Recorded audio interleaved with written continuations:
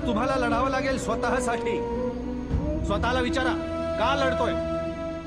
उत्तर नाही मिळालं तर मी सांगतो, स्वातंत्र्यासाठी. हजारो वर्ष गुलामीत काढलीत ना, आता ती गुलामी हटून स्वातंत्र्याचा सूर्य उगू पाहतोय शिवाजी महाराजांच्या रूपाने. त्या सूर्याला ग्रहण लागू नये म्हणून आज लढायचं. मला माहितीये तुम्ही सगळे दमलेले आहात, त्रासलेले आहात, जखमी आहात, पण आज हे असं सोडू नका.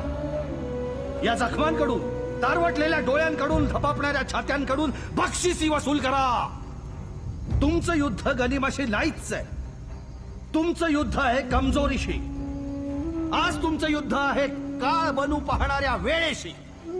तुमचं युद्ध आहे अफाट संख्येचा गनीम पाहून मनात वाटणाऱ्या भीतीशी. तुम्हाला वाटेल आज कसे जिंकणार होत आपण, तेव्हा फक्त राजांना आठवा. या दरडीच्या छाताडावर पाय रोवून उभे राहा आणि लढा. घामाच्या शेवटच्या थेंबापर्यंत आणि रक्ताच्या शेवटच्या बिंदूपर्यंत लढा.